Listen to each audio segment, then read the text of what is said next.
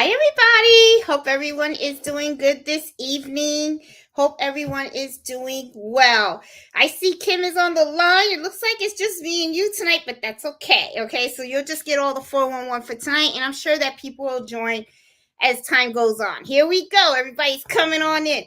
So, before I start tonight's topic, which is going to be a pretty interesting topic for us to talk about, we're going to be talking about machine embroidery bad habits. Okay, I have a list of machine embroidery bad habits that I myself have experienced myself, and I know that some of you guys are probably going to have some moments, like I think I'm guilty of that as well.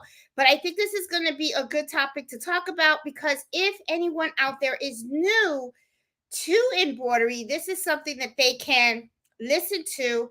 So that way, as they are learning their skill set in the world of embroidery, they know to be aware of these things. Okay, so before I start with the topic, though, I do want to make a couple of announcements. Christmas in July gift exchange. I have created the link.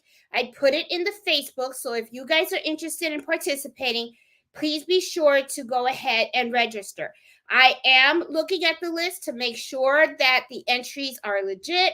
If you have participated before, you kind of know how it goes. If you are new to the gift exchange, the way that it actually works is you register, and then when the registration is closed, everyone's name gets put in a draw. You will be assigned a person that you are going to be making a gift for.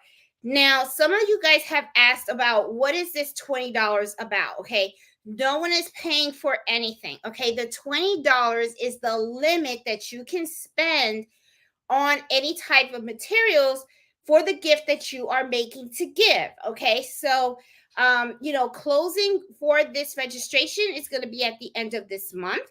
So once the end of this month happens, I am going to close it. I'm going to confirm that everyone has registered correctly, and I have their full address, email address, and so on. And then I'm going to draw the names. Once I draw the names, I will announce it on the Facebook group that the names have been drawn.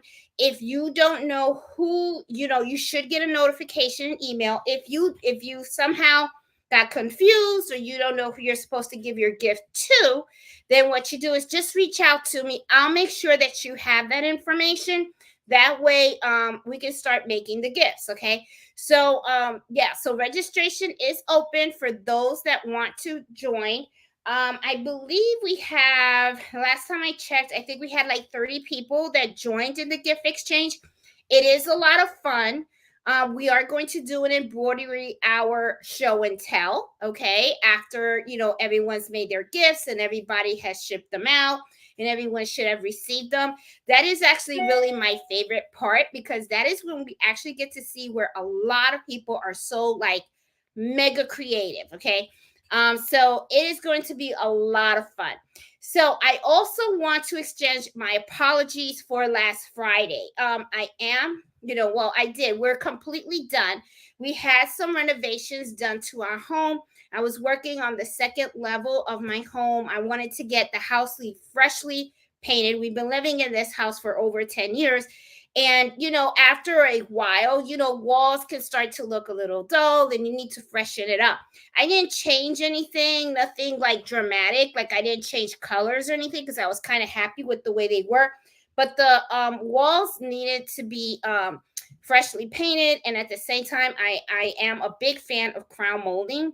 So I wanted to have crown molding installed around the house. So during the whole renovation, it was really a lot, because I was working, I was still doing embroidery orders, and then I was doing the renovations. And then I also had a family member come and visit me as well.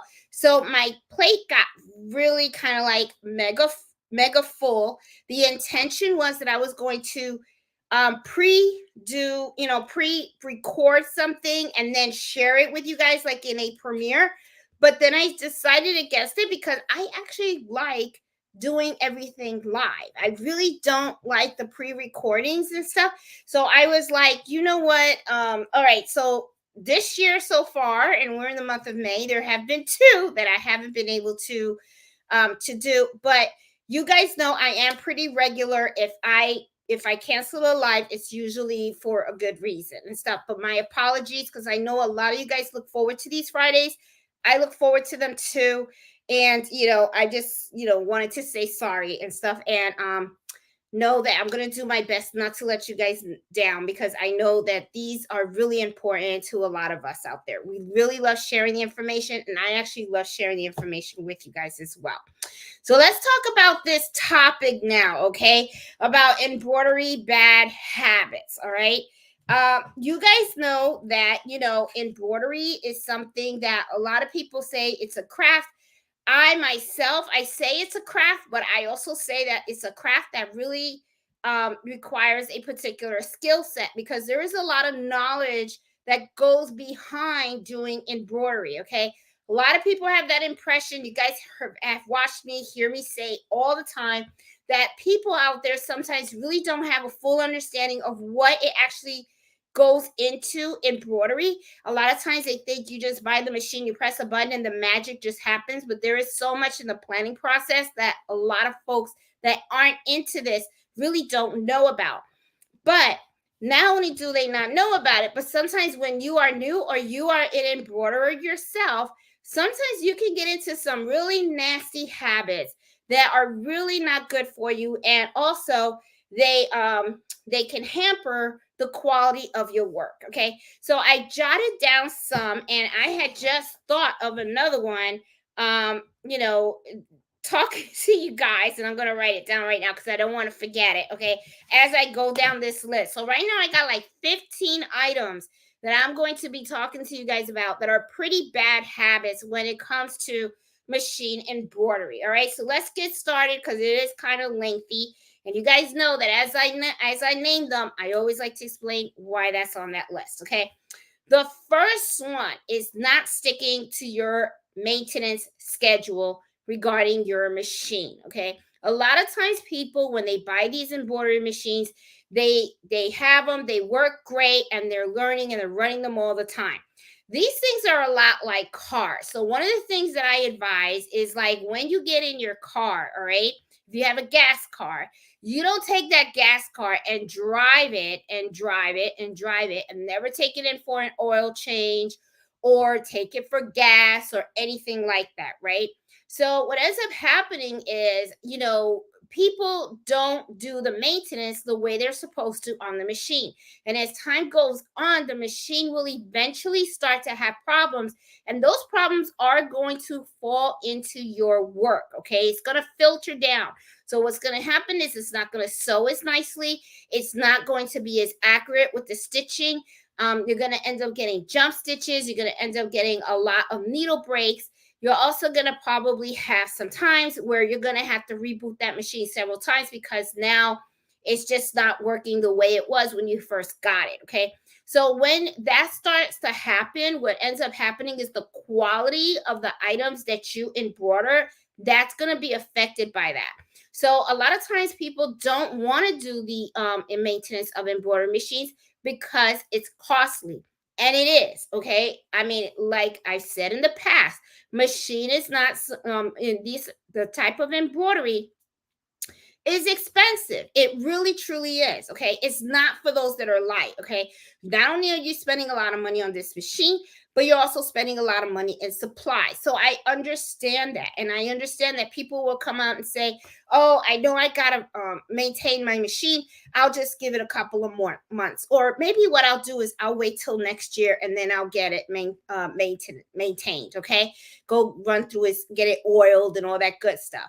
The problem with doing that is that what happens is, as you start running those machines and you don't go through the maintenance, you could end up with a larger problem. And then what ends up happening is you're going to be spending more on that machine than what you would have spent if you just went and took it to regular maintenance. When you go take the machine to regular maintenance, they actually strip that baby down. Okay.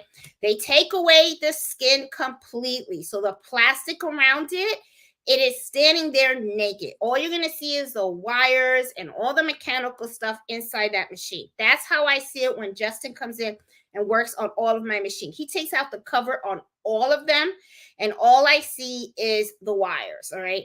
They vacuum that. They vacuum it to make sure that all the lint is taken out. They also make sure all the sensors are working. They make sure your computer software is up to date and everything's working nicely. They oil that machine in places that you normally don't oil yourself because you don't reach in there. Okay, so they actually go in there and they put in enough oil that will last until the next time they come and they maintain that machine. So it's something that is super duper important. And a lot of times, but fortunately, what happens is people don't realize how important it is to actually maintain their machine until something drastic happens. And then next thing you know, they're paying an arm and a leg to repair the machine. And believe me, after that happens, they learn the hard way that you don't mess around with that. Okay. So maintain those machines. I don't care if you have a single needle machine or a multi needle machine. Whatever machine you have, if you are using it on a regular basis, you best believe you should be getting that machine in, have it oiled, have it maintained. Sometimes they'll even see in advance that there is a part on that machine that is a little off, like a sensor or something that needs to be replaced, like a needle threader or something like that. During that maintenance period, that's when they're going to maintain that. That's when they do all the repairs. And you get that machine back just like brand new. Okay. So don't skip up on that. That's a really bad habit. That is like really like my number one. That's probably why the first thing that came on my list is because people are not maintaining their machines. Okay. And that is like mega, mega, mega important. Okay. The other thing, kind of falling in line with maintaining your machines, another bad habit that I see people do all the time is not changing their needles. I'm going to put the fan on because it's a little hot in here. Okay. So, people, for the life of me, I don't understand why. Okay. I really don't understand why, but it's like people will not change their needles until they actually get a needle break.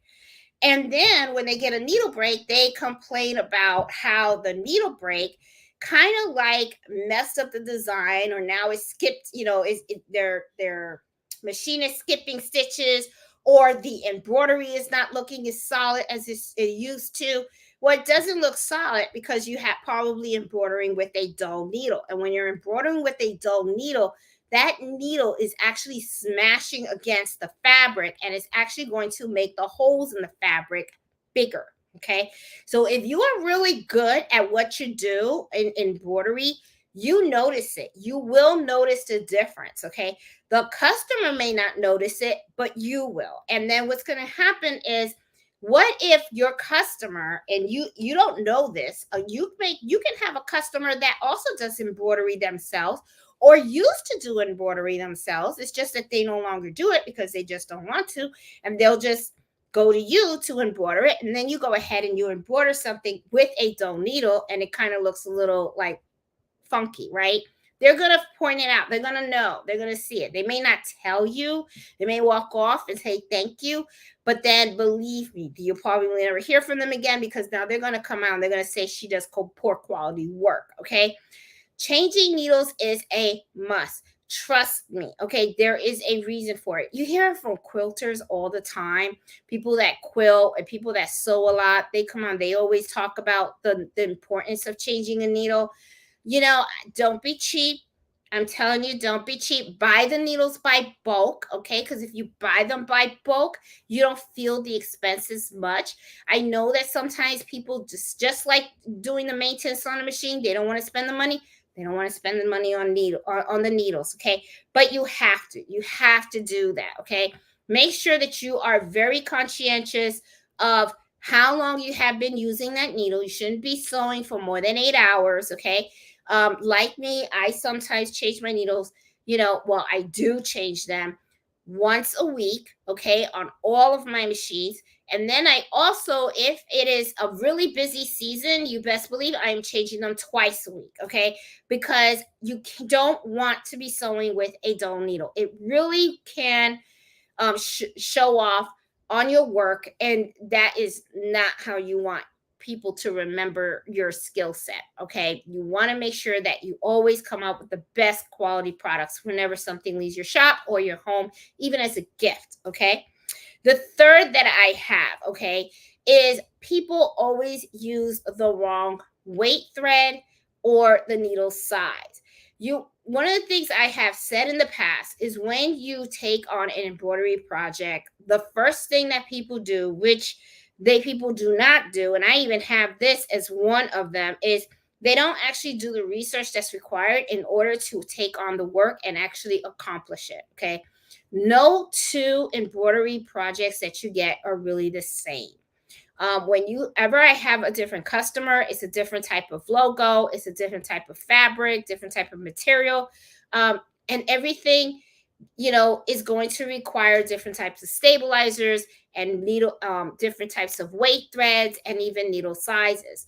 People, I see it all the time where people are embroidering very small fonts and then they think, oh, I'll just use a 40 weight thread with a 7511 needle and it's going to be fine. Then what happens is at the end of embroidering all the fonts, that you could barely read them. You can't read them because the thread that you are using is pretty thick and the needle that you're using is popping the holes a little bit bigger than they should be.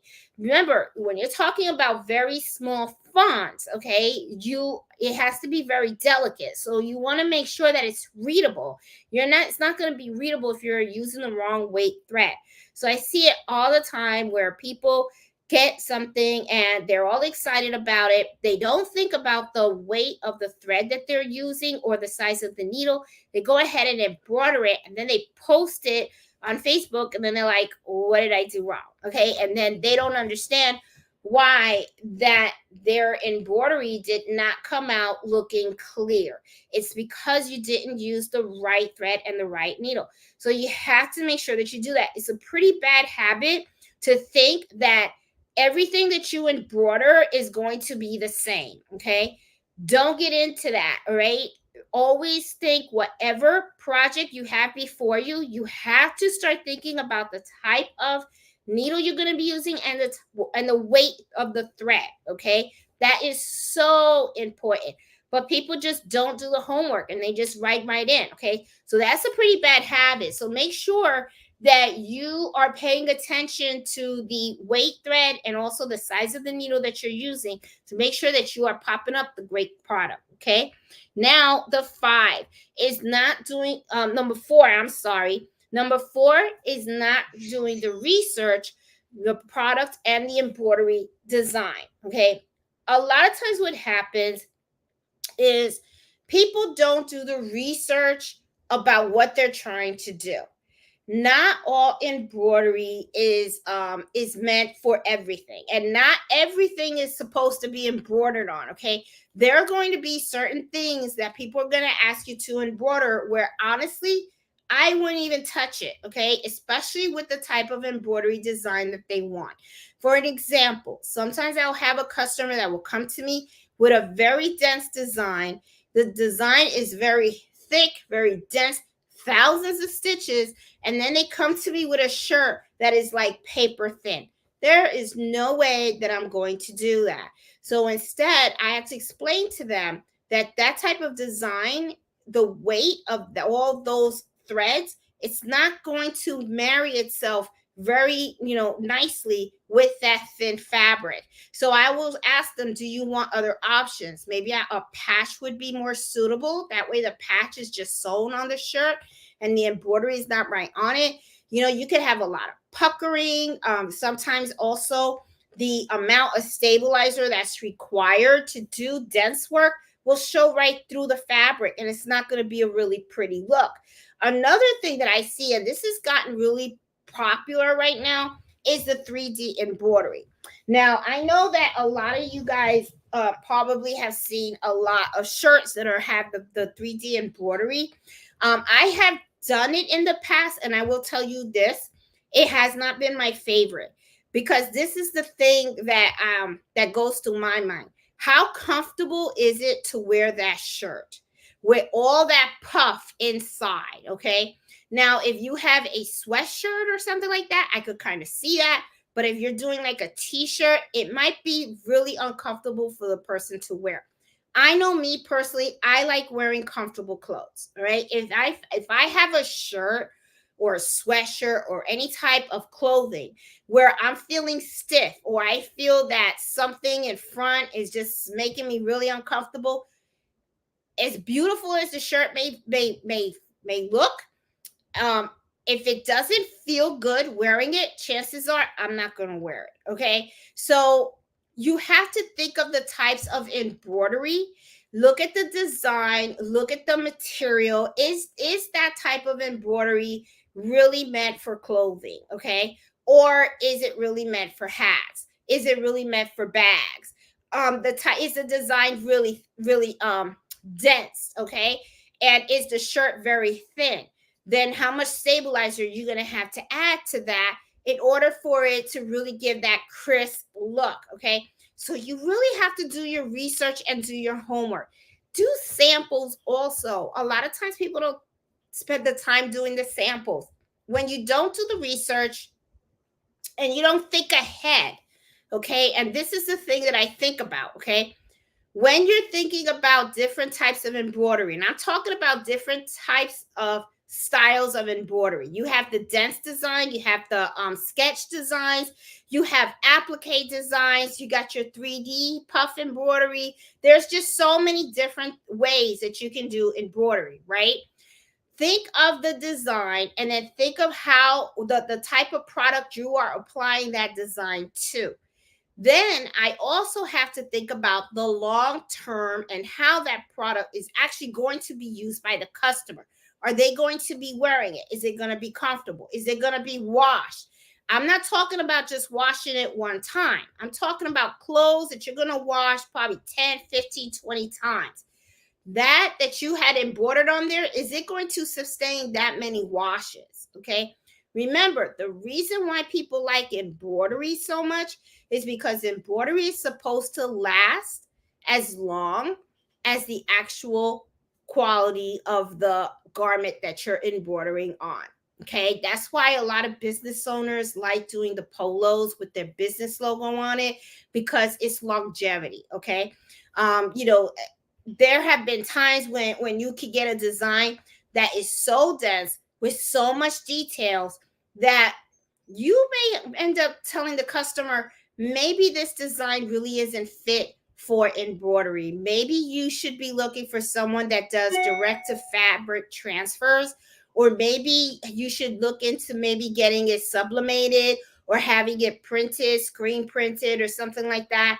You know, make sure you understand the limits of embroidery. Okay, you know, it's, you know, we always like to say it's unlimited, right? But honestly, it you know, you can do a lot with embroidery, but then just because you can do it, just because you can take something and put it in your machine and embroider it, doesn't mean that you should do it. Okay, because it may look nice in the beginning, but when you think of the longevity, it may not look nice after 10 or 15 washes. Okay, and then you could have some customer pissed off because that beautiful item that they picked up just didn't look so beautiful after they washed it the fifth time.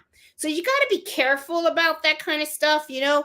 Really know what, you know, what you are embroidering and how it's going to be used.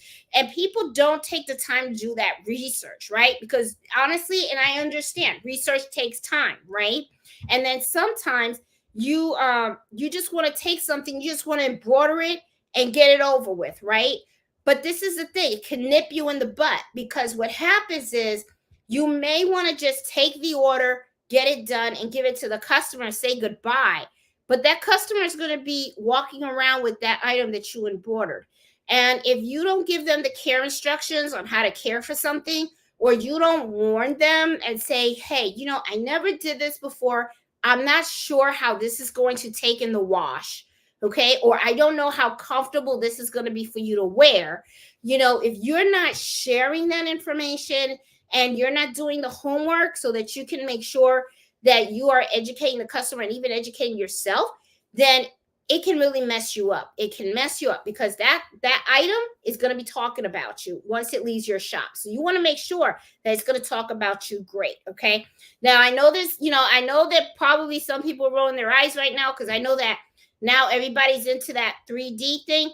It's just not my thing. Because personally, my experience, it was uncomfortable to wear for me. Maybe, maybe for somebody that maybe is big chested or whatever, I don't know, you know what I'm saying? And they're fine with it and it doesn't feel funny to them. It just felt a little uncomfortable.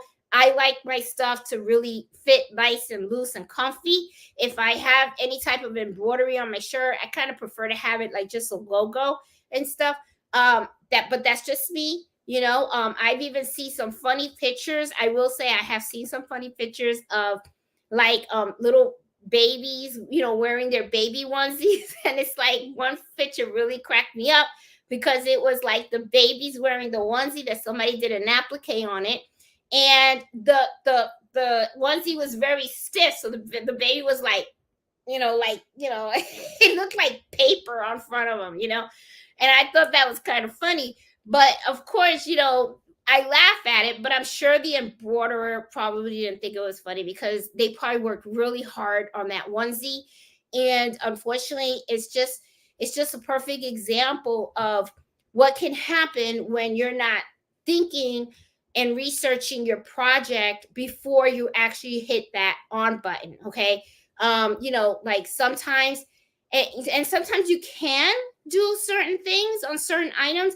You just have to, like I said, research it to make sure you're using the right stabilizer, right? Because like the example that I was telling you about with the kid with, the baby with the onesie, she could have had very thick cutaway stabilizer underneath. And maybe if she had used something like no show mesh or something a little lighter, maybe it would have been more comfortable, right? So you don't know. I mean, so sometimes it's like it really depends on how you apply your embroidery, right? But the only way to really know how to apply it properly is by doing the research to make sure that you're going to get the best quality at the end, okay? So the fifth one, okay, one that a lot of people, okay, I know probably have done this in the past. I know I have, okay, is not hooping your item correctly. Now, there are so many different methods and ways to hoop items for embroidery, okay? Now, of course, depending on what it is that you're trying to embroider, that is going to determine the size hoop that you use, the type of technique of hooping that you use as well, okay? But at the end of the day, honestly, if you don't take the time to hoop your item correctly, and I see people do it all the time where they're just rushing, okay? And then I think to myself, why are we rushing? Because this is something you're supposed to be enjoying. If you don't hoop your items right, you could put it in the machine and it can, and you could have the right stabilizer. You can, the machine can do a beautiful job of embroidering the item. And then what's going to happen is that when you take it out of the hoop, you're going to see that the design is either lopsided, maybe done upside down, or just not in the place where you had actually wanted it to embroider. Okay. So the hooping things correctly is really, really important. People have really bad habits of just going ahead and rushing it and then putting it under the machine. It takes a lot of time. People don't print out their design template to like, place it on the garment or whatever it is to make sure that the placement is done correctly. I did that and that cost me $2,000. I don't know if you guys saw the live where I lost $2,000. I was like, that was a very costly mistake. And that was hooping. That was all because I didn't take the time hooping. Huge mistake. Another thing that I see people do with hooping, especially people that are new to embroidery, is that first of all, because embroidery is so expensive, right? They already spent all this money on buying a machine. The next thing you know, you tell them, well, you should invest in different hoops. And they're like, okay, I'll just buy one. And they go and they buy the biggest one. and they use that one to embroider everything.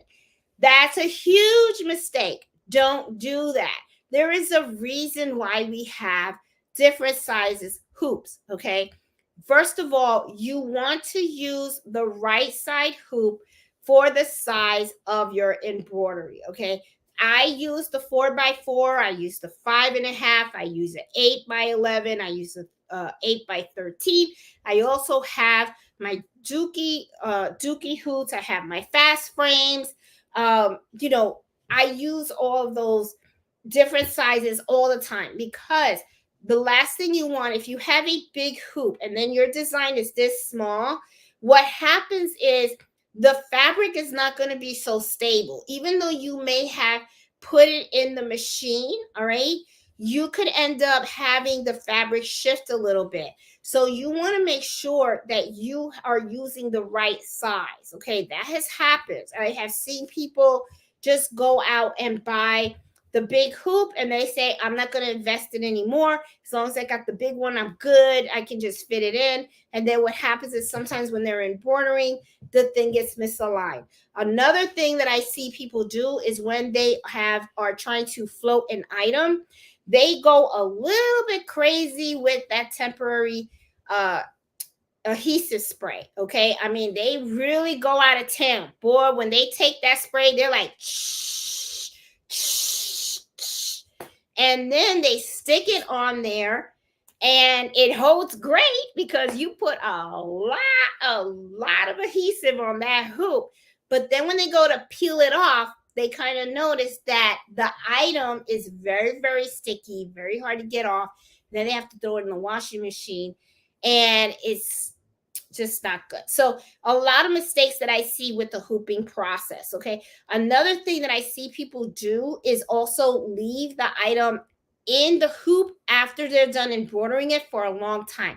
You never want to do that, because what will happen is that the fabric is going to kind of bend, okay? And then you could get something called hoop burn. And hoop burn is something that is really difficult to get out, especially if it's really like burned pretty badly. Okay.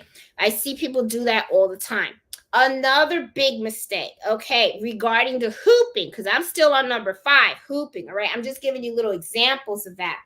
One of the things with the hooping is people don't trace. Okay.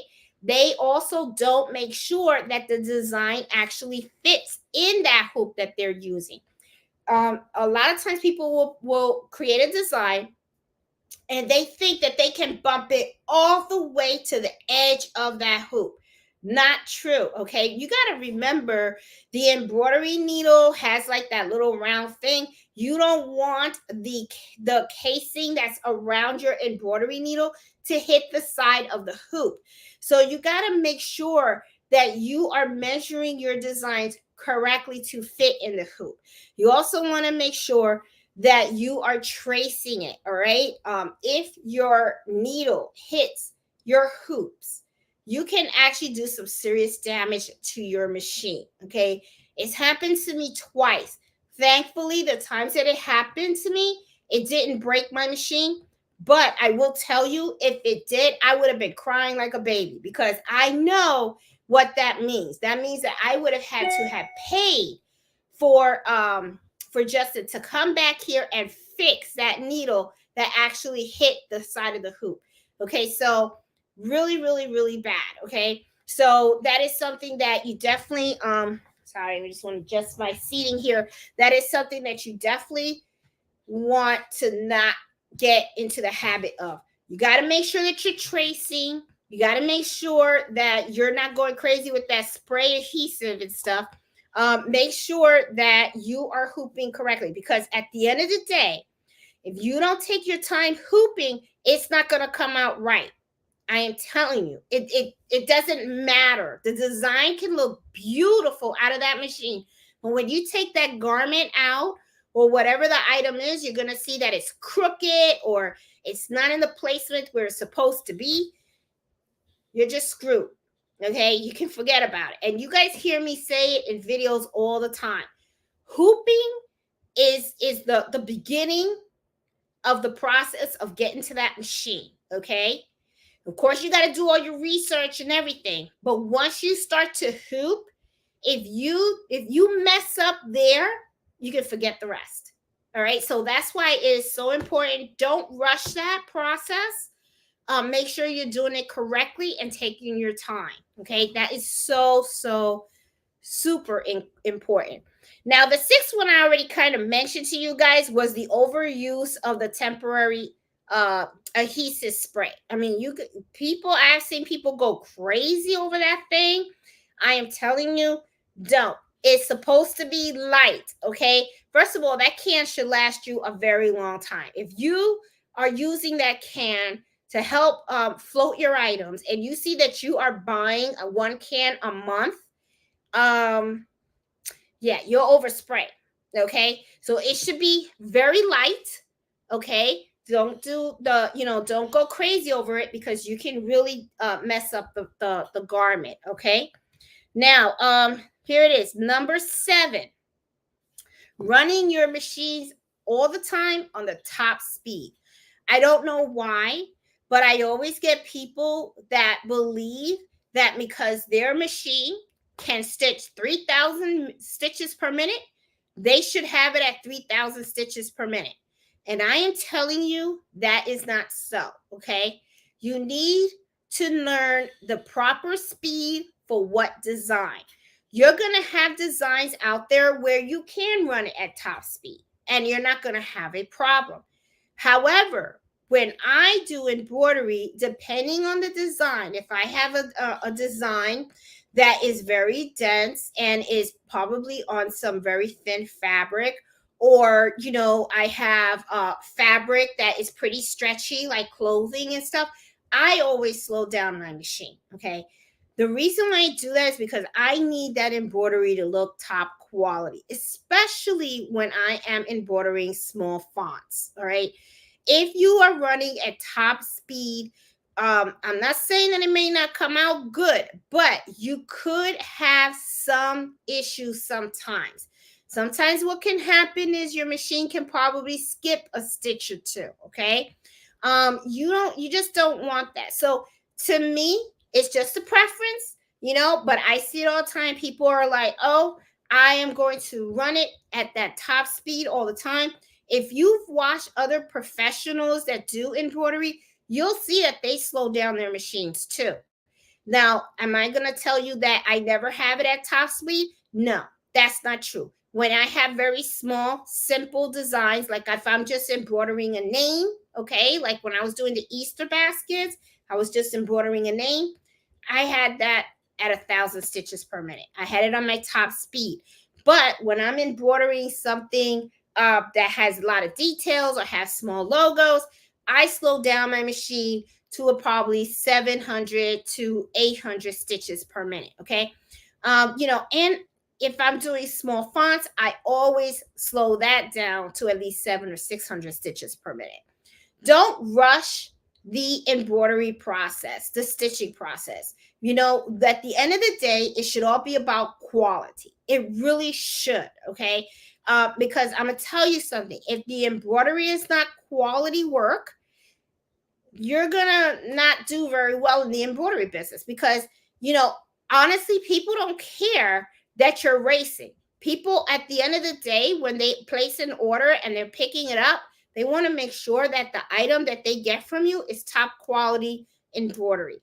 That's what they want. So learn about how to run your machine in different speeds and utilize that to your advantage. Okay, because if you run it at top speed for every design, chances are you have probably embroidered a couple of designs out there where it would have looked better if you had just took the time to just slow down the machine in certain aspects of that design. Okay, so that is a bad habit that I see a lot of people do. They keep that machine at top speed. They don't care what it is underneath that needle, but you need to learn to care about it, because it can really mess up the quality of your work. All right.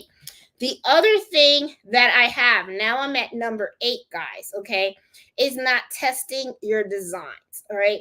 I hear it all the time where people have either purchased a design or got a design from somewhere, and they just take their product, put it in the machine, and put the design, load the design, embroider it, and then when they pull it out, they find out that there was a lot of jump stitches in there that had to be cut, that maybe they should have adjusted it in the software to eliminate some of those jump stitches, or maybe the design was off and it just didn't embroider well at all.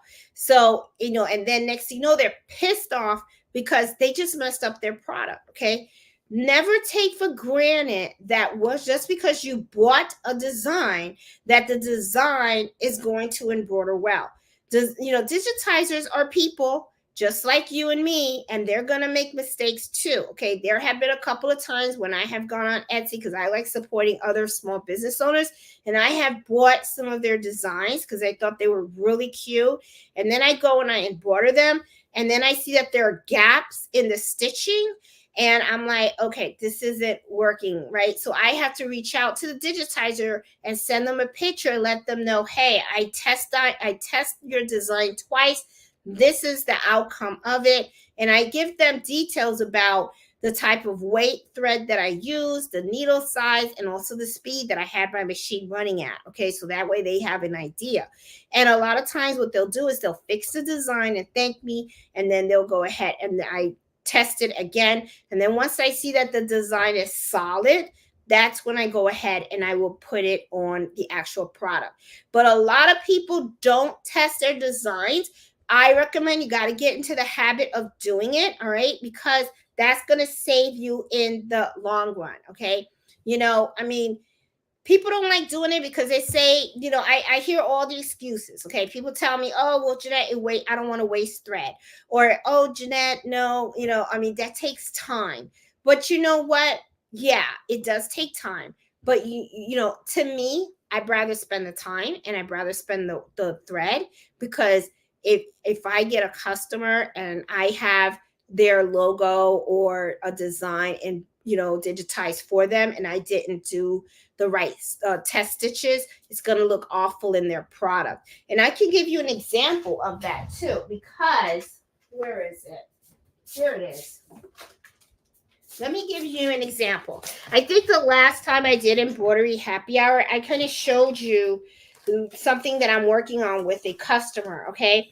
This is a design that I have been doing. And as you can see, I have test stitched this already 4 times. All right. And it's not right yet. Okay. There is still one modification that I need to make on it. Okay.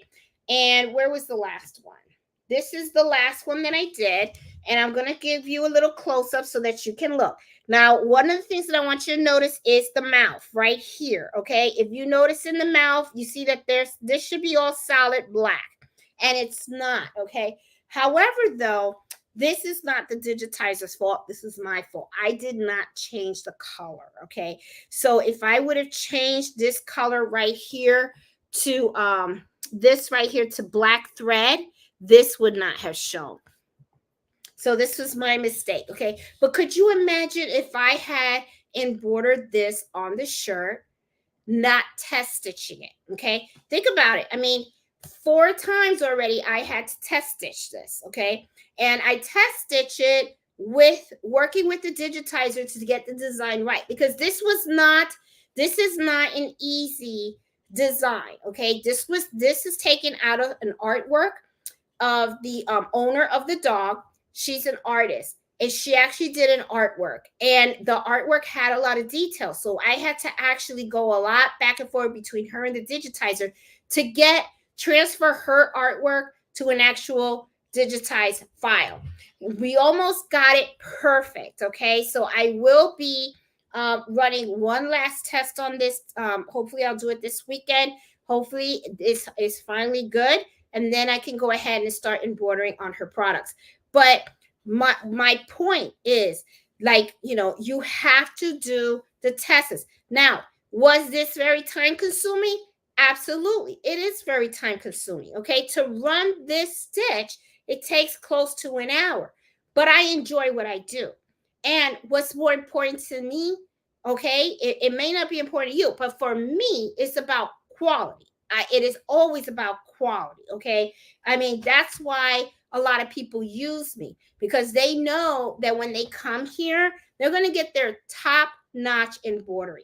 I'm not going to take on a project if I know that it's going to come out you know, half baked. Okay, I'll say it nicely. Okay, half baked. I don't do that. Right? That's not how I work. Okay, so test your designs. All right, even those that you buy, you got to remember a lot of these designs are pretty inexpensive. You can get some designs for $1. Sometimes they even have them on sale for 75 cents when I'm running a sale. I get them for $1.25. They're not very expensive. I'm not saying that they're not good quality, but what I'm saying is always, always test. And a lot of times people don't test. Very bad habit. They just buy it, stick it on the USB drive, take it over to the machine, and then stitch it out. And the next thing you know, they're not happy with the stitch out. So you got to make sure that you're testing out your designs, okay? Because that's really going to give you that peace of mind when you actually put that product underneath the embroidery machine, and you can make sure that you're going to have a good stitch out. Okay, so that was number 8. All right, so number 9. Okay, now using low quality products is a pretty bad habit. But I'm going to tell you something about this statement about using low quality products. There is a time and place for everything. For those of you guys that follow me, you guys know I am as cheap as they come. Okay. I am the type of person that if you drop a penny in front of me, yes, right. I'm going to be the one that's going to pick it up and put it in my pocket. Okay. I am very, very, very frugal. I love being frugal. I love saving money. I love a great deal. I will never go to Joann's without a coupon. I will never go to Michael's without a coupon. I am always looking for stuff to be on sale. But there's one caveat to this. You have to know what you can buy of low quality and what you can't buy in low quality. Okay. Let me give you an example. Let's take scissors, for example. Lots of scissors to choose from, different price ranges. You can get a pair of scissors that is for like $1.50. Then you can go over to the other place and you see a pair of scissors that's like $20. And you're like, it's just scissors, right? That's what you think, right? It's just scissors. Well, if you embroider as much as I do and you cut as much as I do, you will quickly learn that those pairs of scissors that cost you $1.50 will get dull really quickly. Okay. And then the pair that you actually pay the $20 for is going strong. Okay. There's a reason for it. Okay. And I've learned it the hard way. Trust me. Okay. These are like really bad habits that people get. And I got them. Another example of that is stabilizer. Okay. There are lots of different brands of stabilizer. You got the real cheap stabilizer, then you have some stabilizers that's pretty expensive. And you have to start thinking like, okay, I like the cheap stabilizer. Who the heck wouldn't like the cheap stabilizer? Who doesn't want to save a buck or two? However, though, I have both. I have stabilizer on both ends, but I know what stabilizer to use on what. Okay. If someone comes to me with let's say a bag, right? It's just a duffel bag, and I'm going to use tearaway stabilizer. I'm going to use my cheap tearaway stabilizer. It's not a big deal. It's just, it's just, I'm going to tear it away and it's good. I'm golden. I could use the cheap stuff on that. But if somebody comes to me with $175 polo shirt, golfing polo shirt, which I had a company that came and they bought me $4,000 worth of polo shirts. And their logo it wasn't really dense, but it was pretty thick. And you best believe I used expensive stabilizer on every single one of those shirts. Okay. There was no way in hell was I going to use cheap stabilizer on those shirts. All right. You need to make, I needed to have top quality stuff. So you have to know when you can go cheap and when you can't. You also have like very inexpensive threads, and then you do have expensive threads. All right. Now, I'm not saying that the brands that are inexpensive are not good. Hell, I have them too. Okay. And I use them as well. But it depends on the embroidery that you're looking for. Okay. There have been certain types of embroidery where I won't use my candle thread. I will use my Badera thread or the Florina thread. I think I finally said that right. Florina. I hope I did. It's the FLORIANI, something like that. And it's the nice shiny quality thread. Now, do I always like feel the pain when I have to buy those expensive threads? Heck yeah, they're expensive. Okay, so but what I do is I try to buy those items in bulk, and especially the colors that I use a lot, I make sure I buy the big color. Okay, so you know, don't, a lot of times people, what they'll do is they just say, I'm just buying all the cheap stuff and then that's it. And that's okay. If you want to do that, that's fine. But understand that sometimes you get what you pay for. Okay. And an example of that would be like your embroidery machine. If you buy a really cheap machine that doesn't do anything or whatever, and even though I'm going to be honest with you, those cheap machines, now that I'm thinking about, I mean, they're just as good. I mean, I know people that run an embroidery business with a small 4x4 embroidery machine. Okay, because all they do is they create baby onesies, right? And they float their baby onesies and they just create it for the baby with different designs. They love doing the appliques, and that's all they have. They talked about maybe I should upgrade and get a machine that's a 5x7. But the thing is, the 4x4 hoop works perfectly for what they're doing. And that's the other thing too that I also notice. A lot of times people, they feel like they have to have that big monster machine. But the thing is, if your niche is something as simple as just doing baby onesies, I have a girlfriend, that's all she does. That's all she does. That's her niche. That's what she likes doing. She is not interested in doing hats. She's not interested in doing other stuff. She just loves those onesies. Okay. And she's known for it. Okay. Everybody around here knows you're having a baby, you need a baby onesies, you got to go to her because she knows her stuff. So the thing is, depending on what your niche is, that will determine what kind of machine you use.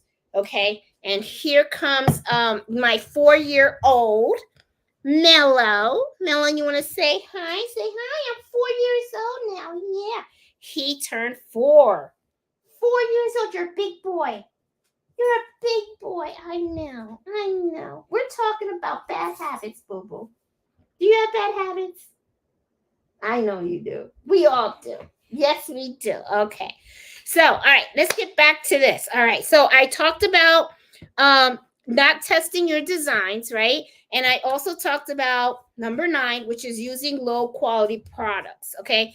Very bad thing. So like I'm saying, if you choose to use something, and I'm not saying that they're all bad, but what I'm saying is think about it, and also think about the long term also as well. Okay. If you could buy something, and if it's something that's you're only going to have for one use and you're not going to use it a lot, then I would be like, well, then why go all the way, right? But if you are going to be purchasing something, a notion that you're going to be using constantly all the time, like scissors or something like that, that's when I come out and I tell you, okay, well, I know that $20 scissor seems to be a little bit on the high side. Save another month and buy the $20 scissor, because what's going to happen is you're going to pay $1.50 for that scissor, and then in 2 weeks you're going to pay $1.50 more for that scissor, and then you're going to pay it again, and you're going to pay it again, and then by the time you bought that scissor for over and over again, you could have got the real good one, which could have lasted you like a whole year or something. Or it could have been a pair of scissors that only last you for a year, but you could go just take it and have it resharpened. So just think about that when you're buying your stuff and you pick it up. Think about how you're using it, how long you're going to use it, and think about, is this something that I should go on the cheap side, or should I just say, okay, maybe this is something that I really do need, I'm going to be using it a lot, and I really need to consider buying it on the high quality end, so that way it could be more long lasting. Okay, so now we are running along. Okay, so number 10. Okay. Ooh, I'm doing pretty good. What time is it? Oh shoot. Okay, it's only 5 minutes to 9. Okay, but I got 15. Okay, so I'm almost there. All right. So guys, hang in there with me. Okay. Number 10, rushing the process. Don't do it. Every time people want to get the job done right away and stuff like that, I am guilty of doing that myself. And I will tell you from experience, it has bit me in the behind every time I do that. So you will not be focused when you're rushing. When you are rushing, what happens is you're going to make mistakes. And I'm talking simple mistakes. Okay. You forgot to change the color of your thread. Okay. You forgot to change your needle. You forgot to trace. You forgot to do a whole bunch of stuff. You end up with a whole bunch of mistakes. Okay. So rushing, don't do it. If you have to rush, that means you shouldn't be doing it. What you need to be doing it is just put it aside and set up a time on the schedule of your day of when you can actually do it when you're nice and relaxed. Okay. There's a lot of times when I had changed the color of the needle, had tied the knot, and then I forgot to run it through. Okay. And next thing you know, messed up. Okay. Now, since I mentioned thread, okay, this is probably going to be number 16 or whatever, but I'm going to mention this also. If you have a single needle machine, never, ever, ever, okay, and I'm serious about this, guys, because I know that, we're talking about bad habits.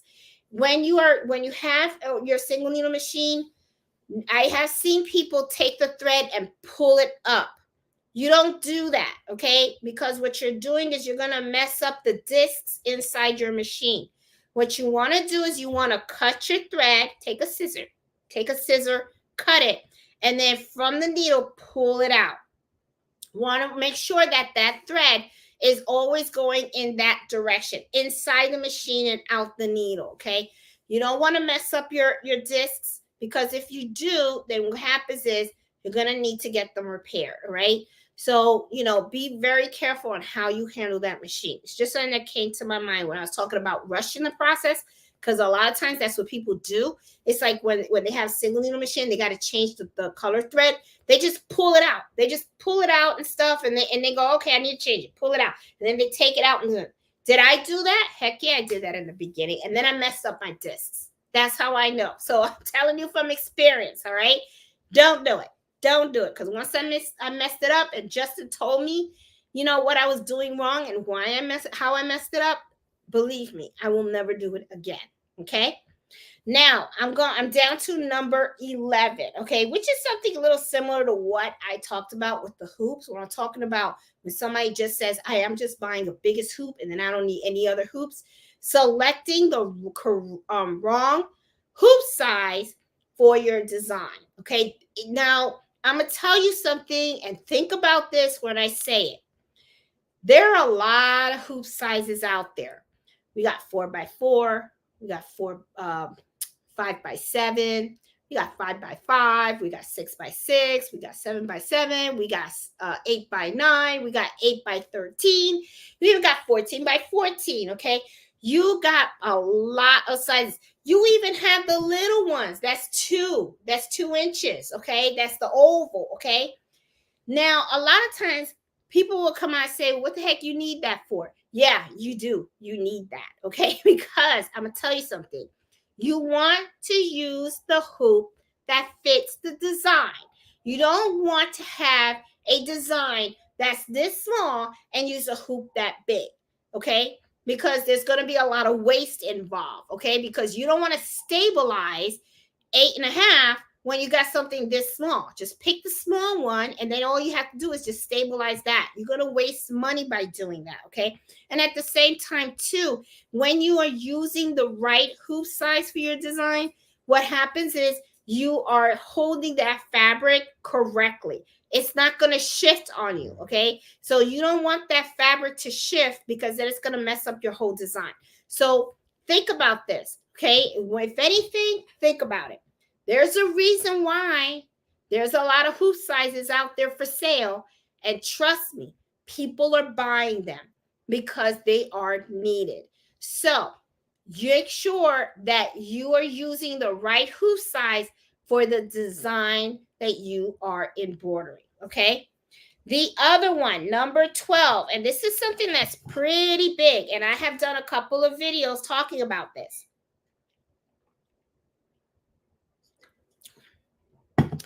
Not pricing your services correctly. A lot of times people will, when you're embroidering as gifts and stuff like that, you don't care about this one, right? Because it's a gift. You're not asking for any money. All you're doing is creating something really special for a friend or family. But if you are running embroidery as a business, it is so important for you to price your items correctly, okay? People don't do the research. People don't take the time to sit back and relax. Don't get in the habit of spitting out a price. When you spit out a price, you're going to screw yourself. You really, truly are, okay? Because you have to think about everything that's involved during the process. You have to think about the time that it takes you to research it. You got to think about all the materials of stabilizing it. You got to think about how long that item is going to be embroidering on that machine, okay? You have to think about the different types of threads that you're using, different weights, different needles. There's a lot. There's a lot, okay? People get into the habit of just blurting out a price. Don't do it because you're going to sell yourself short. Trust me, you will do that. I see it all the time. And that's why you'll see sometimes if you lowball your price so much, people are going to be like knocking on your door like crazy because they know, okay, because people are not stupid. They know that you are incorrectly pricing your items, okay? You will see people approach you all the time, and the first thing they want to know is, how much do you charge for embroidery? Meanwhile, they never even told you what you're going to be embroidering on, what type of design you're going to be embroidering, or how big, how small. They don't give you the details. They just want you to blurt out a price because they want to hold you to that price, okay? Don't do it. Bad habit, bad habit. Another question that I get is that people ask me, do you have a price sheet? No, I don't. I don't have a price sheet because embroidery is custom work. It's custom work, pure custom. No two projects are going to be the same, okay? When I charge this customer this price, I'm not going to charge the same price to the next customer because their embroidery is going to be different. It might be a lower count. It may be something that is done more quickly. It might be simple, or maybe it's more complicated, okay? Then it would be higher. So don't get in that habit of blurring out prices. And I am not a fan, and I'm not an advocate for telling people that do embroidery to go ahead and create price sheets, okay? The price sheet that I have told people to create in the end, okay? Because you guys have seen her, sir. I did like 2 videos, right? And in those videos, I did something similar to, I think I have it here. Hold on. Like this, okay? I have an embroidery price list, okay? But this price list that I tell you guys to create, it's not for the customer. It's for you, the embroiderer, to use to help you determine what you should charge for a particular project, okay? This is where you're listing how much each sheet of stabilizer costs you, how much the thread is costing you, how much you want to charge for your time per hour. That is the price list for you. It's not for you to come out and say, here you go, this is for you. No, the customer, this is not for the customer at all. I got a little sticky on here. Ain't that cute? Okay, so I'm sorry. I just noticed that I got a little sticky star on the top. Okay, so that is for you, because so that's what I'm talking about. Because I don't want somebody to come out and say, well, Jeanette, you did a video on creating a price list. Yeah, I did do a video on creating a price list. The price list was for you to use so you can determine your prices. It's not a flat price sheet for you to get to customers to say, hey, embroidery is all $10. $10. That's all. $10. Are you kidding me? You're going to say that to a customer and say, oh, yeah, my flat rate is $10. Do you know they will knock on your door and you're going to get the most complicated designs, and you're going to lose money. You're going to lose money that way. I'm telling you, you got to price accordingly, okay? Make sure you know your worth. And if they don't appreciate it, that's not a customer you want. Trust me, okay? Don't be a pushover. I'm telling you, I don't want to, it's not that I mean to be mean, but it's just that there's a lot of people out there that want everything for nothing.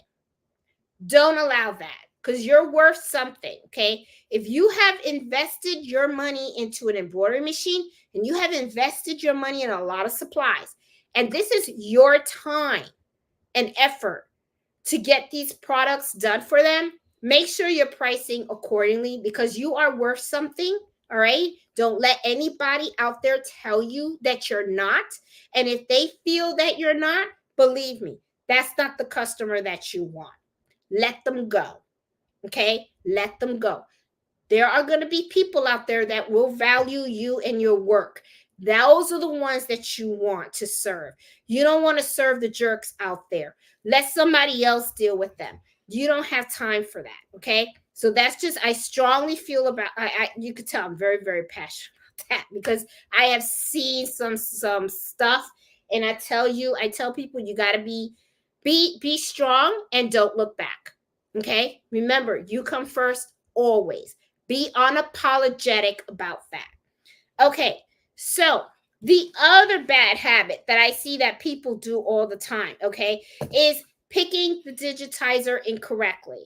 You got to make sure that you know the type of digitizer that is digitizing your items. There are a lot of people out there that just learned how to digitize, or say that they're professional digitizers and they're not.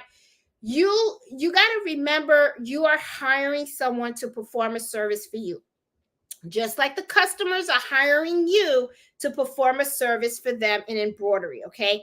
So you got to make sure that you vent whatever digitizer you're using well, and you got to check their recommendations, look at their reputations, and you also want to test drive some of these digitizers, okay? When what I do a lot is sometimes I'll have a digitizer reach out to me, and I'll say, okay, I'll try you out. I'll give them a design. It's not necessarily a design for a customer or anything. It's just a design that I want them to digitize, because I want to see how good their stuff is. And a lot of times what I like to do is, after they digitize it for me, I want to reach out to them and I want to make a small modification. The reason why I do that is because I want a digitizer that I can communicate with on a regular basis. I want someone that provides excellent customer service. I don't want a digitizer where I give them a design, they give me my file, I give them $10, and then they fell off the side of the earth. Then it's like, if I need them to make a modification or something, it's like all of a sudden they're gone. They don't want to talk to me anymore. They don't want to make any adjustments and stuff like that. You got to be careful with that, okay? A lot of times what happens is people just use anybody. Don't do that. Very bad habit to get into it. Create a library of digitizers that you work with very well, okay? That you have built that relationship with. I have a handful of them, okay? I do have my favorite, okay? And a lot of folks know I love Fossil. He's really great. But sometimes Fossil gets backed up because he has a lot of customers. So I do have some other digitizers in the background that I use as well, okay? And sometimes I kind of like to spread the work around, right? But always make sure that you know how to pick a good digitizer, okay? And I don't recommend only having one.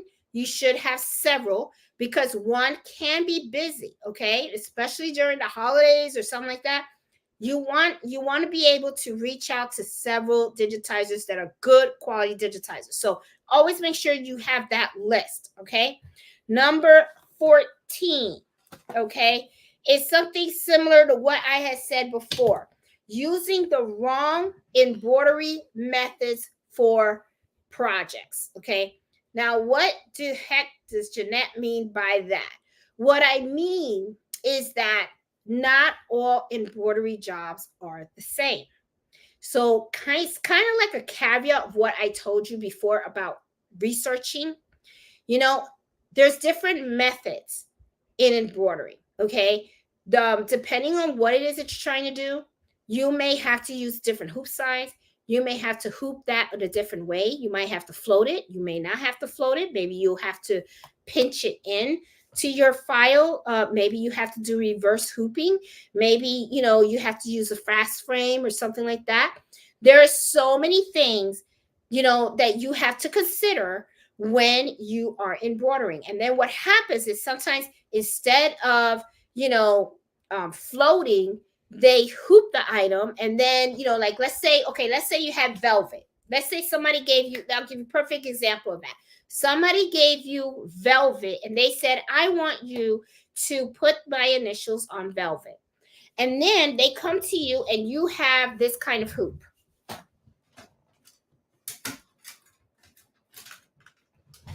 Okay, I have this hoop here.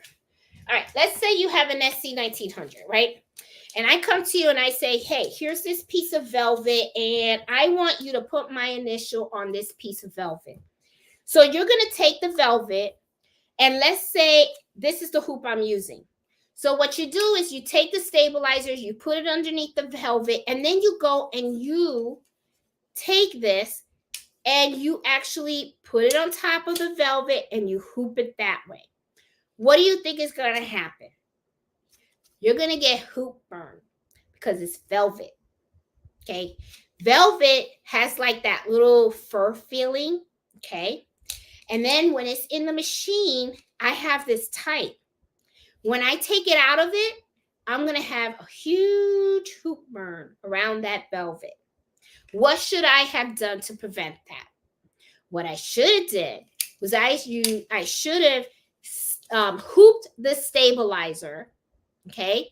I could have used sticky stabilizer, or I could have used tearaway or cutaway, and I could have used temporary spray adhesive, and I should have floated the velvet. When I float the velvet is sitting on top. So it's not being pinched. It's not being pinched here, okay? So when I take the velvet off, there's no hoop burn. That's what I mean about using the right embroidery method, okay? There's lots of different ways to do things, but you got to make sure that you know what you're doing so you can get the best end result, okay? That's what I mean. Now, what's another bad habit? And this is the one that I just thought of, okay? And I'm going to show you, and you guys have heard me say this a lot, okay? When you are embroidering, especially if you're doing like floating or you're using water soluble stabilizer on top of your product, I see a lot of people take their hands and they put it inside. This is like the number 15. This is the last one. This one's a doozy, and I really hope you guys are paying attention because, boy, you only have 10 fingers, and when you lose one, guess what? It doesn't grow back, okay? I think octopus, if an octopus gets a leg cut off, I think that grows back. I'm not sure. I don't know. It could have been a myth, but we don't grow back fingers, right? So we need to protect them. Bad habit. Never, ever, ever. Don't do it. Oh, don't do it, okay? If you do it, Please be careful. And you know what you should do? Get some chopsticks. Chopsticks. You can, and it doesn't even have to be chopsticks. I don't know, use pens, okay? You know, of course, not with the ink facing down, okay? But use pens, use chopsticks, use anything but your fingers because you don't want to have an accident, okay? Those needles and those embroidery machines, they are pumping away. They're going up and down full speed, okay? They are working hard. There is no sensor there in case your finger goes underneath that needle. I see it all the time. People like post pictures of, I'm in the emergency room, and next thing you know, they sometimes even had to have surgery just to get the needle taken out of their finger. So chopsticks, very cheap, okay? And you can even get them free if you go to a Chinese restaurant or a restaurant, you know, that serves food and they have chopsticks, okay? Grab an extra pair of chopsticks, just pull them apart and use them in your room, okay? If you want to get something fancy, Amazon has a whole bunch of different designs. I bought these from a supermarket, okay?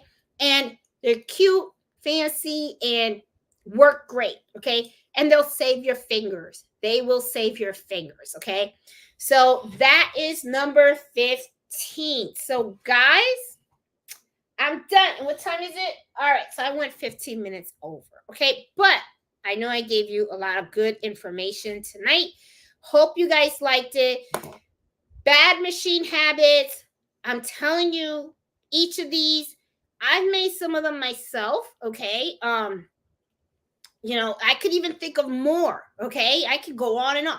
Walking away from the machine, okay? Sometimes, depending on what you're working on, sometimes you can walk away, sometimes you can't. I normally, if I walk away, I'm not that far from it, but just something to think about, okay? You just have to really, really, you know, look at your habits and stuff like that.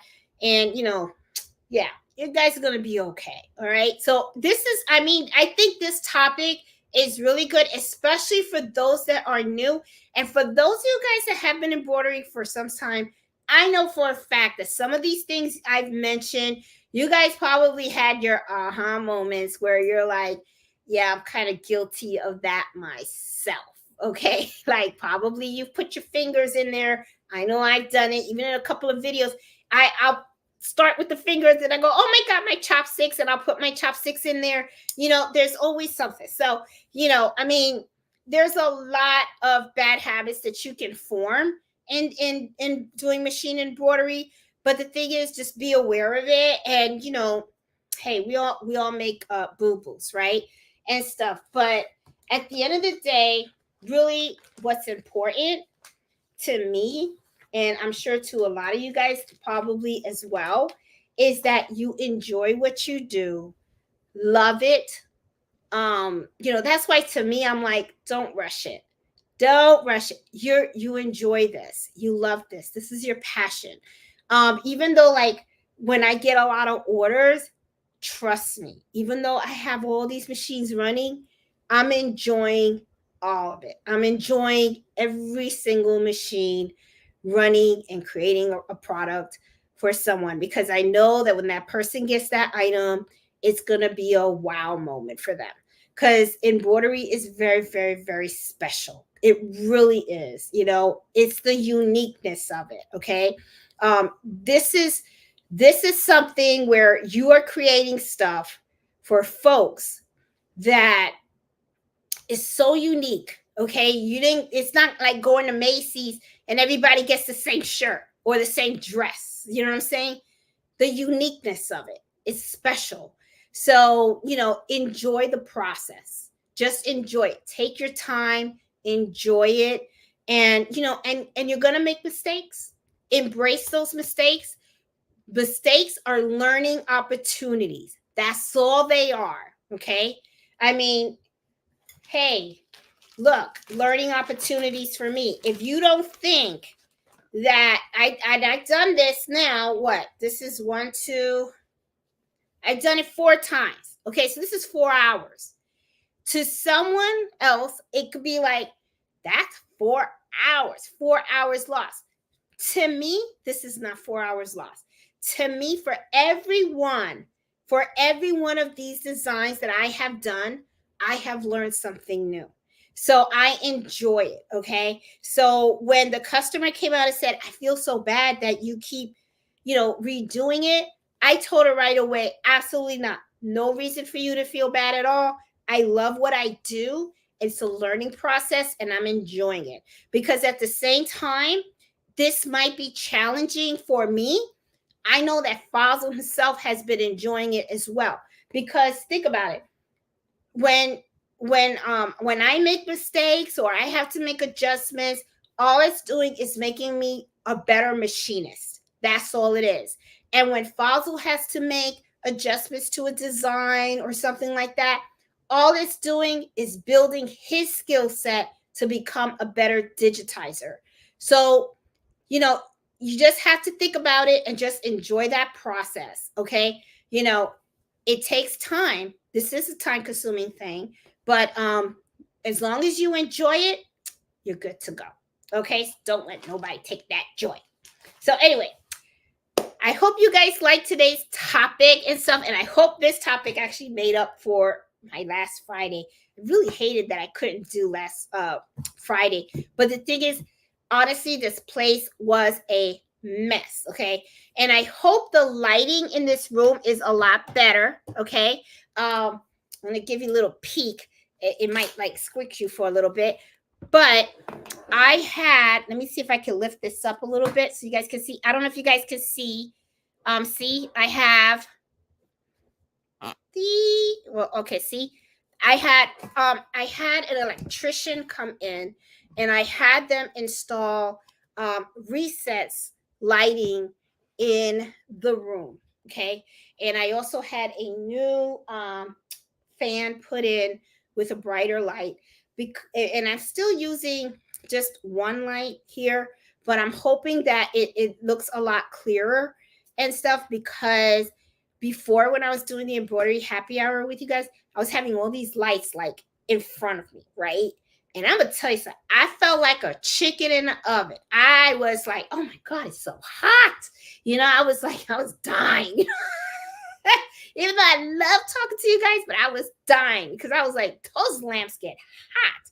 So that's why I said, I got to get an electrician in here to brighten up this room a little bit more so that I can get more light and it feels more natural. And at the same time, I feel the better lighting will also help me with my videos as well. That way my videos can be a little bit clearer, even though I know nobody ever really complained about it, because I hope you guys really focus on just the information that I'm sharing with you guys. But I do want to make them as better quality as possible. But you guys know how I am. I'm just very raw. I'm not into the fancy bells and whistles and all that kind of stuff and everything. I just want to share the information so that I can help folks out there become better at embroidering and learning their machines and stuff like that.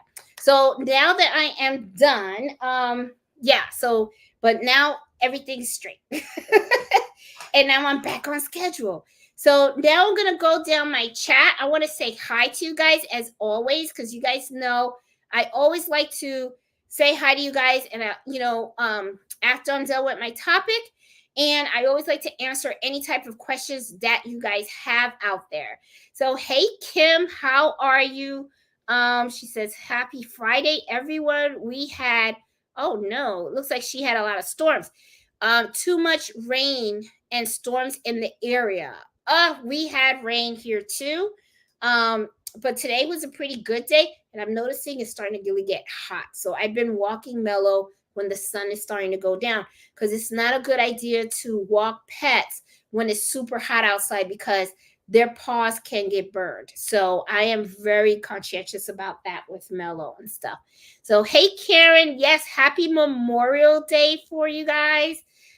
Hey, Shirley, I see Miss Max, Sassy, Eartha, Jenny. Hey, Angela and Stitches, how are you? I see Allison, Iris, Marcia. I see Christina, Deborah, Rita. How you doing?